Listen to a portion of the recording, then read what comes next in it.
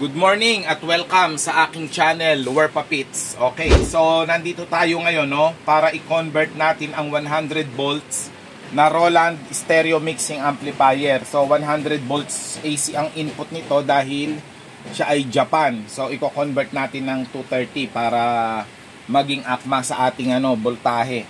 So ito yung transformer. Ayan mga ka-Werpapits. Kung makikita ninyo. So, yan. Papakita ko sa side view natin, Ayan, makikita nyo, merong 0, 100, 120. Wala siyang option ng 220 volts, or 240 volts. So, ito yung i-convert natin at iisa-isahin natin, Huwag nyo i-skip dahil tuturuan ko kayo ng mga tricks or technique kasi kung mapapansin niyo magkapatong yung winding niya nung primary and then secondary. So ang gagawin natin dyan, yung primary lang yung i-rewind natin pero hindi na natin babaklasin yung secondary, Pero bago tayo magtuloy, shout out ko lang, si Skeptron, si Ray Quintana. Ayan, ng Tagig, So shout out. Kitanya. Okay, so shout out idol. So magre-repair tayo. So yun lang sundan nyo lang ako mga ka-Werpapits at yung bago pa lang sa aking channel, paki-subscribe para mapanood ninyo yung mga video na halos kamukha rin nito or may kinalaman sa mga electronics repairing and DIY. Okay, so sundan nyo lang ako. Kung nating kalasin, ayan, bibidyohan lang natin, At yung mga sakit naman, tiningnan ko, ayan, wala namang magkakaparehas kasi may mga instances na parehas yung mga sakit kaya lalagyan nyo rin ng palatandaan. Ayan Okay, so pinakita ko lang sa inyo mga ka-Werpapits. At ito yung kanyang yung kanyang pinaka amplifier section. Ito So maganda design nito, walang blower, Ibig sabihin sustainable yan kahit walang blower at gawang Japan yan. Syempre Roland branded. So, mataas din yung supply, 38 volts AC. Ayan. So, ito yung power transistor. So, stereo siya, left and right. Ayan, left and right channel. So, ba't natin binibidyohan? Para pagbalik natin, meron tayong mga wiring na nakaligtaan. At least meron tayo kahit papano reference. Kung saan ba natin naputol, kung saan duduktong. So, ganun lang yan, okay, Pero ang main topic natin dito or subject natin is i-convert itong transformer. Okay, mga ka-Werpapits. So, bago natin galawin or i-rewind yung transformer or i-convert, so, testingin muna natin yung unit kung working siya. And then, at the same time, sukatan nyo na rin ng supply yan. Kung ano talaga yung actual na makukuha nyo na supply, para sigurado tayo kasi meron tayong i-convert minsan, nagkakamali ng conversion imbis na buo yung unit, so nasisira. So dito naman ang point natin dito, bago natin kalasin, masiguro natin talagang working yung unit. Okay, so testingin natin, mabilisan lang para di tayo ma-strike ng copyright. Ayan, natunog, kabila, ayun. So mahina lang yung kabila. Pero natunog yung amplifier. So ibig sabihin yung transformer niya is working. So pwede na tayo magsukat doon, Sundan nyo lang uli ako mga ka-Werpapits. Okay, so yan magsusukat na tayo nung transformer bago natin kalasin. So input voltage natin 96. Teka, tayo? Adjust natin konti. So, hindi naman ganun ka-crucial yan kung lagpas ng 1 volt, 2 volts. Ayan, so 101. Sukatin natin yung kanyang output base dito sa binigay ng ng kumpanya ay 38038. Ayan, so sa 100 is 36 volts. Ayan yung isa na sukat ko na. So 36 dulot-dulo. Ayan, 72. So, sa niya, ibig sabihin sa 100 volts, 30 lang siya. 36 lang. So, try natin, may naka kung sa 120 or 110. Kasi ibig sabihin yan, kung 36 volts at hinabol natin based sa ratio ng winding ng 100 volts sa 38 volts, so magkakaroon ng konting discrepancy yan. So kaya alam natin dapat na yung mismong eksakto, kagaya niya, sinuplayan natin 100 volts, 36 volts lang pala. So at least tama yung expectation natin, no? Magiging tama. Okay, try natin 110. Ayan, 110 na. Okay. So nag 40 volts, no?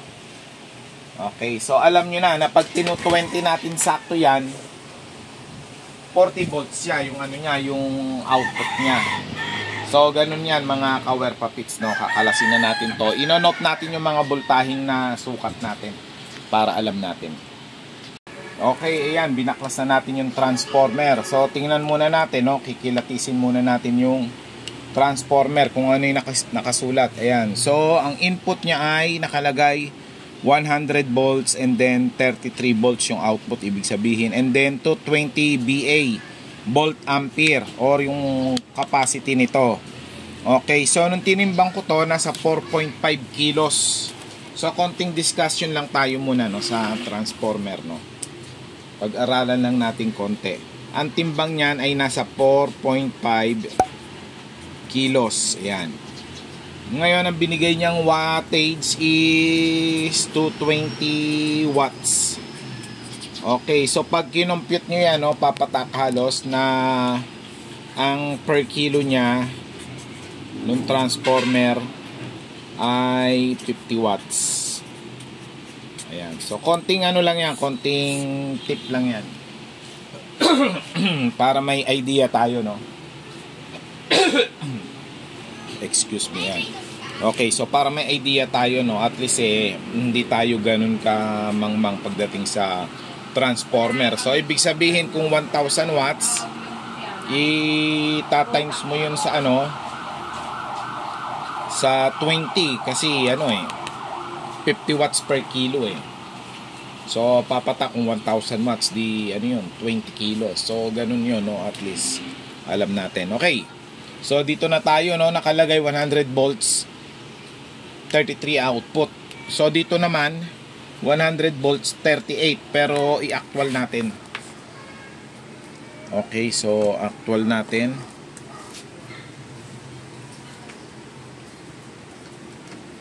Ayan, gumamit tayo ng ng baryak para sakto yung voltaheng natin, makukuha natin. Ayan, oh. Okay, so 102. Pwede natin i-adjust ng 100. Ayan, oh. Okay, so 100 volts. Okay, so ano nga pala to, no? Sponsor to ng MC Crew ni Sir Melvin Castro ng MC Crew na sound system sa Laguna. Okay, so dito 33, dito naman 38. So actual natin, sukatin natin. Okay, so 36.5. So walang tumama, no? Walang tumama. Kaya mahalaga yan, mahalaga na natin, susukatin natin, no? So ang nakuha natin sa 100 volts input, ang out natin ay 36.5. Okay. So kung buo rin lang pati hindi nyo pa nagagalaw, so kuwanan nyo na ng data, no? Minsan kasi ako may nainkwentro na nyan, ultimo 1 volt inilalaban nung nagpa-repair.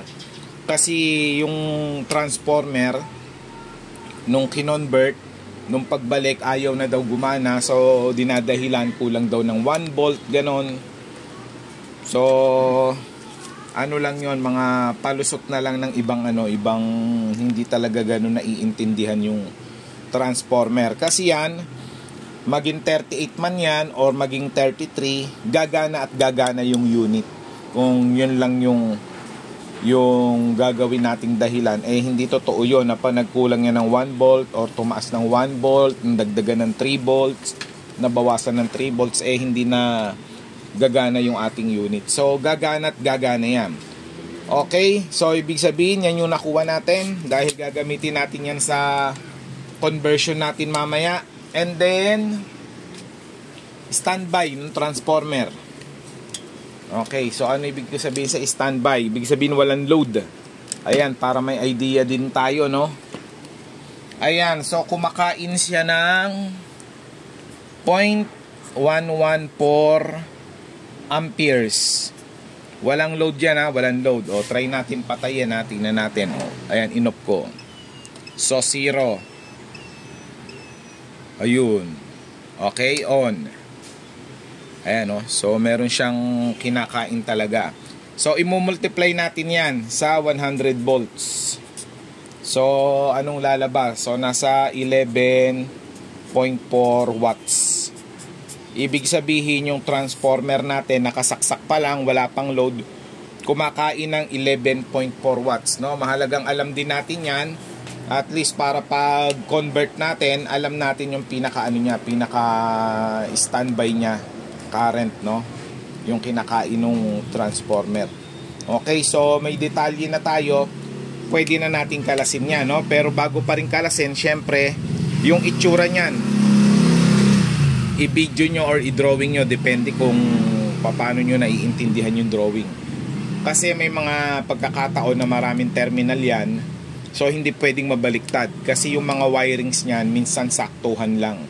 So hindi pwedeng ito mapupunta dito, at yung mga wire dito sa kabila mapupunta naman doon. So hindi pwede yun, no? Okay? So ingat lang, no? Sa safety first lagi tayo, no? And then mapapansin nyo, no, meron din yan nakalagay letter E. Ayan, so pinag-short niya rito sa sa gitna. So ituturo ko din and ipapakita ko sa inyo kung ano ba yung letter E na yan na malimit, no? Wala sa ating mga amplifier, lalong-lalo na sa mga DIY. Pero sa mga Japan, mga branded, Sansui, Pioneer, mga vintage, so makikita nyo laging may ganyan yung transformer, ano ang function yan. So i-discuss natin yan mamaya. Okay, ayan, no? Unti-unti na nating nakakalas or nakalas, no?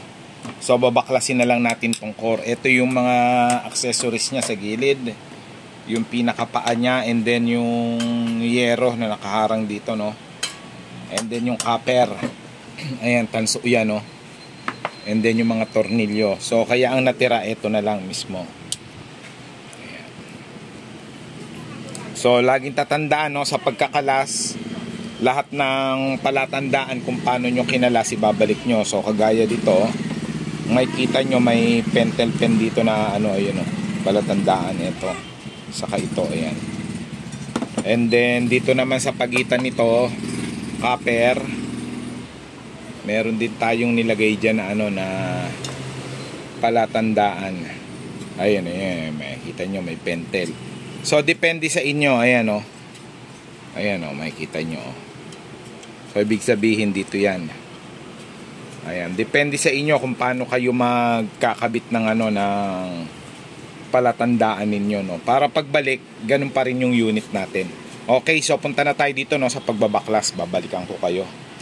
Okay, so ang gagawin natin ngayon, paghihiwalayin natin yung E-core at I-core. So dalawa yung side ng transformer na yan. Etong side na to at yung kabilang side. Ayan, so kasi minsan mahirap kalasin yung sa side na to, kaya dito tayo lilipat. Okay, at sa pagkakalas naman, kailangan lang natin ng mga improvise na mga kutsilyo. Ayan, pwede rin naman kung may mabibili kayong ready-made na. Ito mga lumang lagari lang to. Okay, so papakita ko lang sa inyo, no, simula paano ginagawa.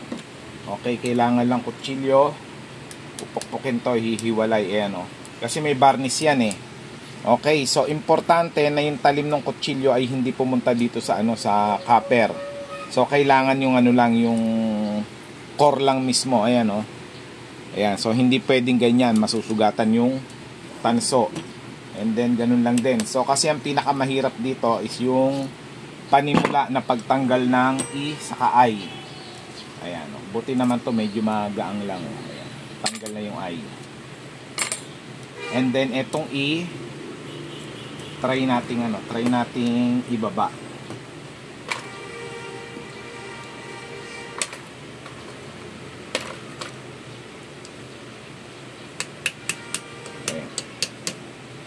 tinanggal lang natin yung pinaka varnish niya.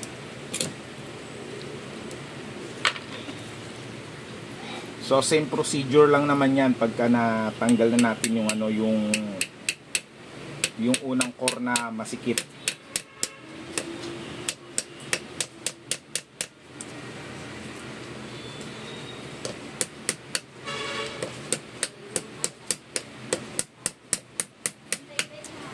Ayaw na bumaba. Okay, so pwede tayo mag-try dito sa pangalawa.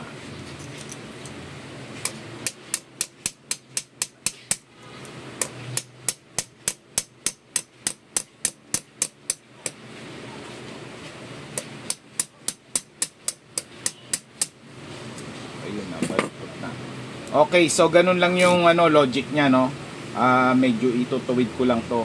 Ganun lang yan. So tatanggalin lang natin to, pinakamasiip yan. And then sunod yan, mas madali na kasi mas maluwag na siya, no? Medyo bumaluktot lang tong lagarin natin. Papakita ko sa inyo ulit, babalikan ko kayo.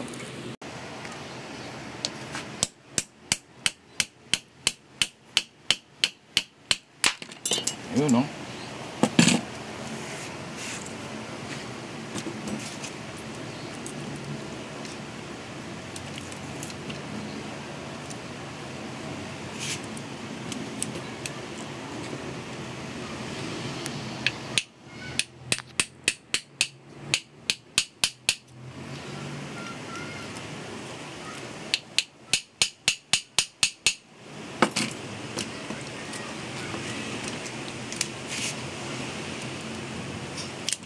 Ayan, so maluwag na yan, no?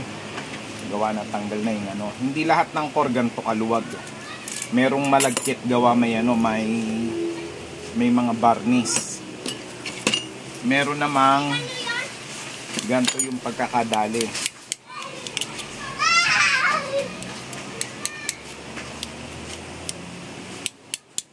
Ayan. Okay, so makikita nyo, ayan ang buwang na. So sa ganito pupukin lang yan, mag-ano na yan. So jackpot na masasabi pagka ganitong klase yung ano, yung core. Ayan.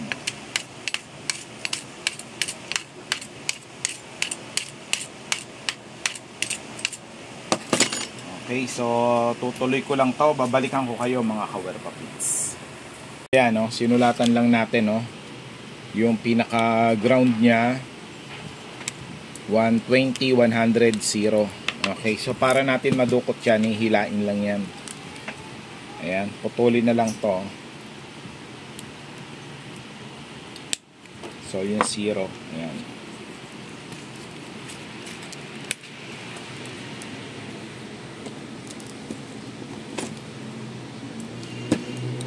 Ayan, no, mahila na.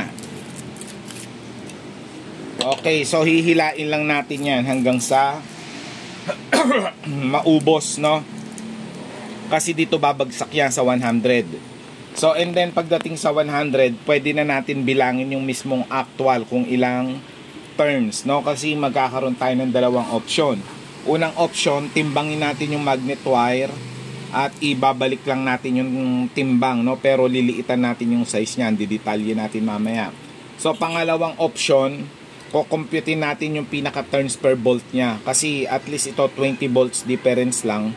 Mas konti lang yung bibilangin nating turns. Makukuha na natin yung pinaka turns per bolt niya, no? Hindi kagaya nito, 100 volts yan. So masyadong maraming ikot. Kaya ito huhugutin lang muna natin. Ayan. So ganyan lang yan. Ayan.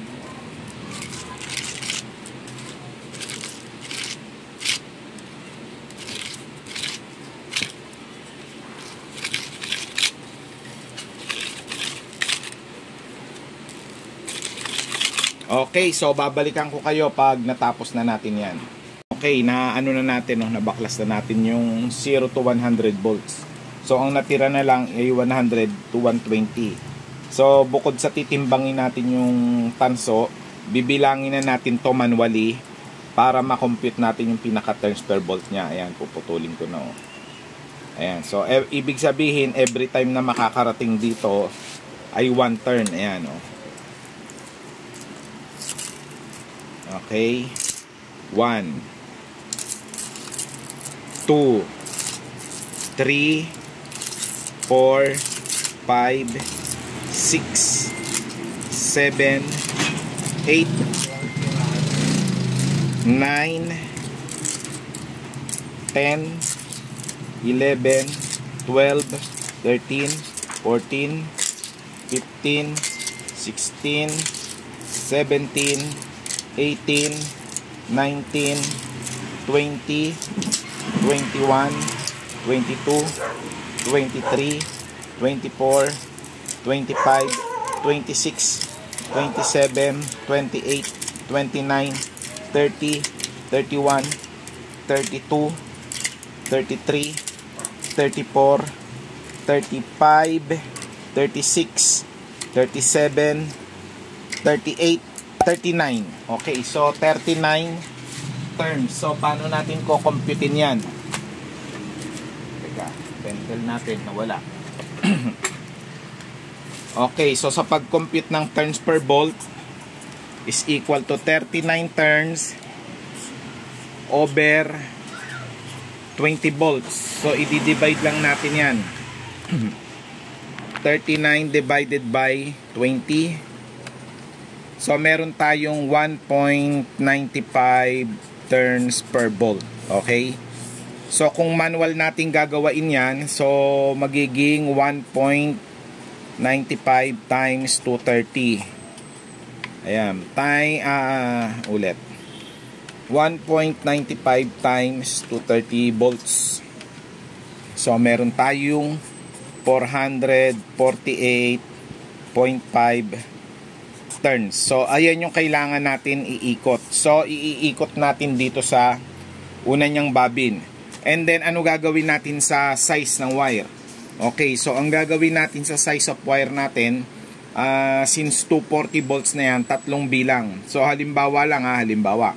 Teka, sukatin na natin para mabilis. Okay, sukatin na natin. So ang gauge ng wire natin at 100 volts. Okay, so gauge 19, ayan o. So 19 yan. Okay, ano gagawin natin sa sa 19? Ayan, number 19. So bibilang lang tayo ng 3, no? Kung ko-convert natin sa sa 220 at nanggaling sa 120 volts. Okay, so 19, 20, 21, 22. Okay. So magiging gauge number 22. Pero kung nanggaling naman sa 100 volts, halimbawa 100 volts lang talaga yung yung supply natin, at number 19, 4 ang gagamitin natin. 20, 21, 22, 23. Okay, so gauge 23. Eto, since meron siyang 120 volts, kaya gauge 22 yung gagamitin natin, no? Okay, so sunod is yung gaano kadami. So kagaya niyan, tinimbang ko yung tanso ay 400 grams. So ganun din, 400 grams din bibili nyo. 400 grams na number 22. So yun yung iwa-winding natin dito. Ang pagwa-winding niya nakasalansan ng maigi. Hindi pwede sabog-sabog or bara-bara kasi hindi yan papasok dito. Okay, so yun muna ang gagawin ko. Gagawa ako ng molde na kahoy dito para matigas, and then iwa-winding ko. So tingnan nyo lang yung mga note na yan, no? Balik-balikan nyo lang, and then marami tayong mapupulot na aral dyan. Pick up lang tayo mga ka-wire papits, no? Sa conversion, ayan, no? Ulit lang yan para malinaw. 100 volts to 230 or to 20 volts 4 count. So ibig sabihin 4 na bilang, kasi habang tumataas numero napayat ang wire. So kagaya nyan, 19 nakuha natin, bilang tayo ng 4, 20, 21, 22, 23. So ibig sabihin pag Japan 23 gagamitin natin para ma-convert sa 230 or 220 volts. And then pag US naman, kung 115 or 120 volts to 230, 3 bilang lang. So halimbawa yan nga 19, so 20, 21, 22. Okay, so gauge 22. So ang timbang ay same weight. Ibig sabihin yung nakuha natin kanina ay 400 grams. 400 grams lang din yung ipapalit natin na timbang, no? And then recap din natin yung ating turns per bolt. So yung nakuha natin sa 20 volts kanina ay 39 turns. So 39 divide 20 is 1.95 turns per bolt. So kada isang ikot or almost 2 turn ay 1 volt lang. So kaya 230 times 1.95 is 448 turns. So kung 220, mas konti yung ikot, no? Kung 240, mas madami. So multiply nyo lang dito sa sa turns per bolt, no? Pero since ang dami niya, no, 448, gagawin ko lang by pillar. Ibig sabihin ng by pillar, sabay dalawa. So di-divide nyo lang yan 2. So 220 448 divide 2 is 224 turns times 2 nga lang. So kasi isi-series ko lang yan. Mamaya papakita ko rin sa inyo, no, yung tinatawag na by pillar.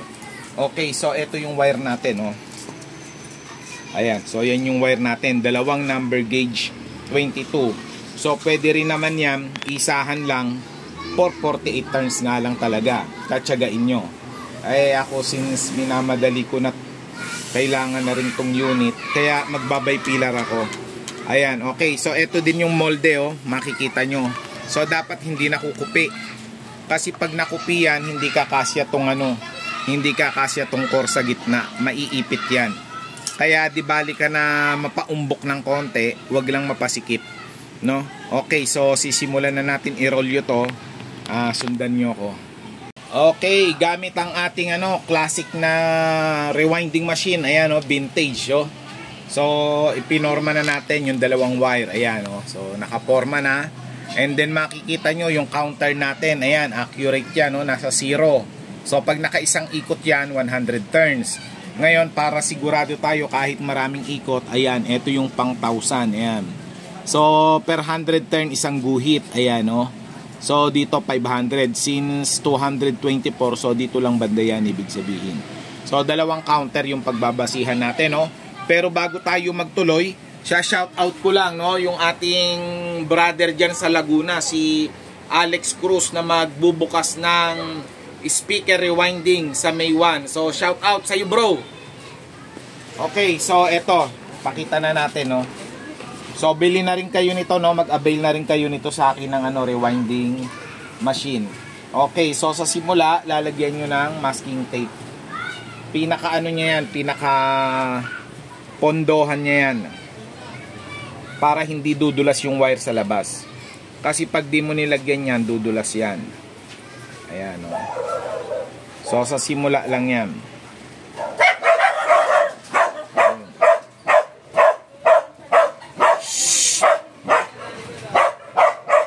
Nogi! Excuse me po. Ayan.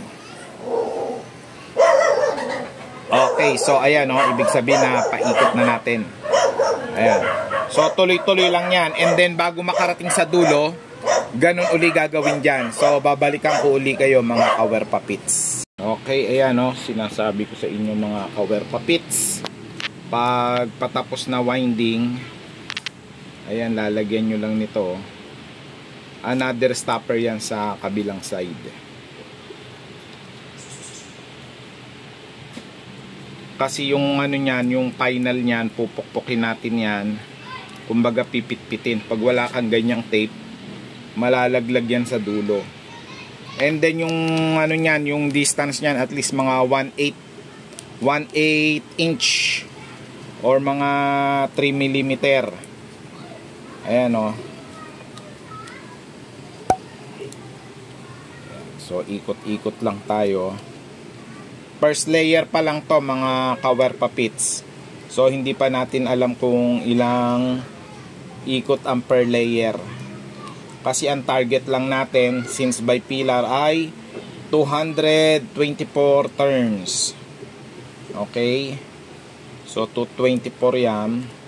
Papakita ko rin sa inyo kung ilang turns ang per layer, para at least may idea na agad tayo kung ilang layer ang aabutin ng ating pagre-rewind. Ayan, so 1/8 na lang yung tira, oh. Ayan, so ipapatong na natin yan. Okay, so ang per layer natin ay nakaikot ng, ayan, 30. Ayan, oh, 30. So, times 2, ibig sabihin 60 turns. So, kung 30 at 228, so mga ano lang, mga 10 or 9. 9 na ano lang, 9 na patong, no? Okay. So, ipapatong na natin yan. Ayan, no? So, pagpatong, ilalagay nyo na yung tape doon.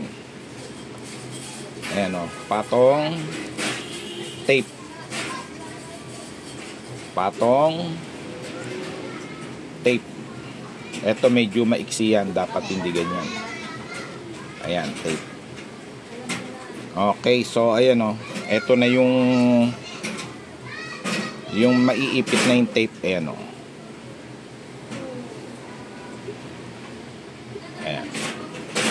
Okay, so babalikan ko uli kayo mga kawerpa pits.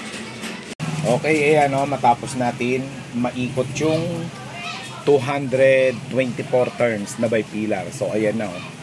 So ito yung dalawang starting, ito yung dalawang ending. So paano ba pinagduduktong yan?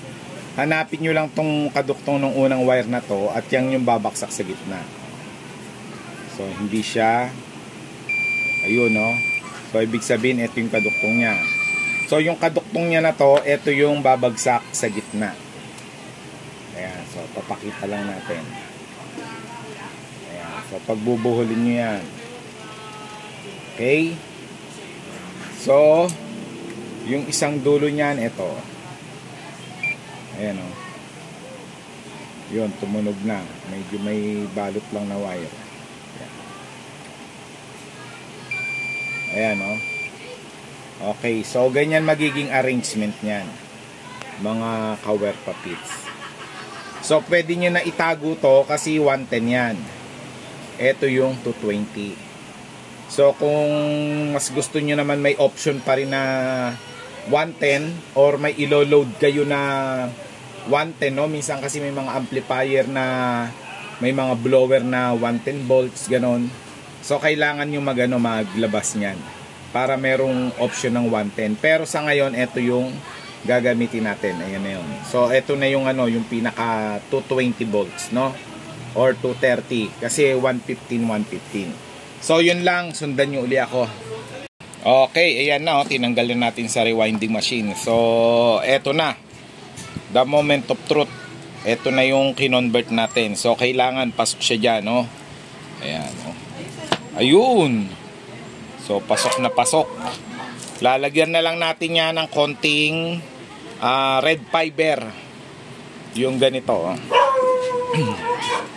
Ayan, so red fiber dito sa gilid. Ayan, no? So okay na yan, ibabalik na natin. Okay.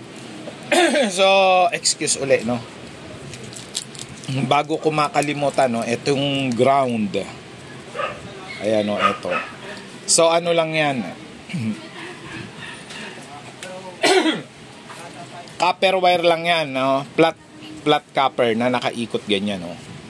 So, ito yung isang terminal na naka-ground and then paikot. Okay. Pero pag naglaps siya rito, hindi sila shorted. So, may insulation yan. May balot yan. Kasi pag pinag-short yan, magbabaga yan. Uusok yung transformer. So, kaya ano yan, ganun lang yan. So, copper na may balot, malapad, iikot pa ganon. So, yun lang yun. Nakalabas yung yun na yung pinaka-ground. And then minsan naman ang ginagawa, single layer na winding. So simula dito hanggang dito, magwa-wind.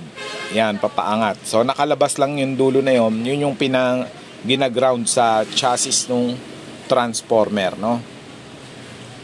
Ayun yung yun yung nakikita yung letter E. So ganun lang yun, no? Okay, so ikakabit na lang natin to and then bibigyan ko kayo ng update mga kawerpa pits.